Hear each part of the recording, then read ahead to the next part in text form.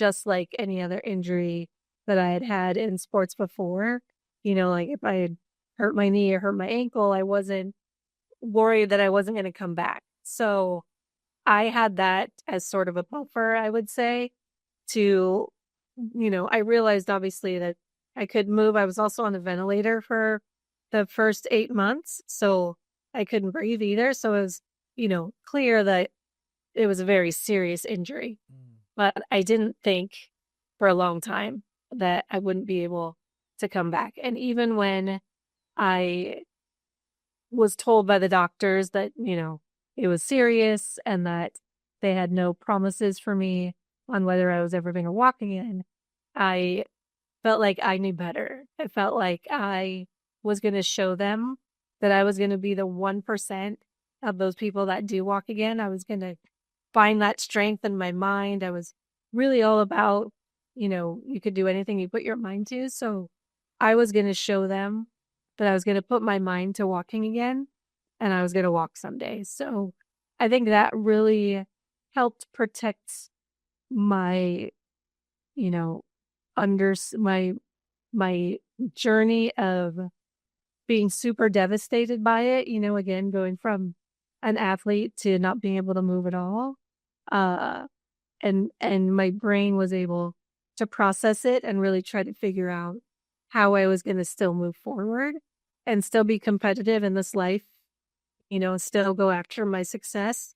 I just had to figure out a new way to do it. So it definitely was hard, but I was also, I think what something that really helped was being in Argentina versus being here and hearing the stories of people that have had similar injuries to mine here in the United States is that for whatever reason, the doctors here really have the propensity to tell you right away, you're never going to walk again or, give you sort of the worst news so that you're prepared for it. They don't want to give you what they call false hope. But in Argentina, they're much more compassionate. And I've sort of done more research on this. It seems like in Latin countries in general, there's a different level of compassionate care where they really told me, let's just worry about keeping you alive. You're struggling to breathe. You're having issues with pneumonia. Let's worry about that and let's focus on movement later. So they didn't really give me that devastating news when I was kind of in that hazy, not super lucid state. And I think that made a huge difference where I could really accept it sort of over time. I did go to a training facility in New Jersey for a year and a half and gave it everything I had, all of my money, my time. I worked out like an Olympic athlete for 7 hours a day, 5 days a week.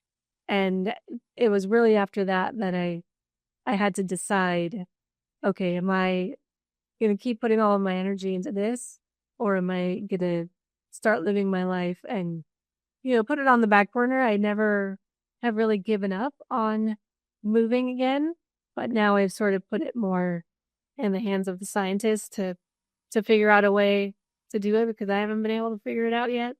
Uh, but but yeah, I would say that it was a long journey of acceptance, and I had a lot of assistance with that on the way, just from my former athletic mentality and the way the doctors approached me in Argentina.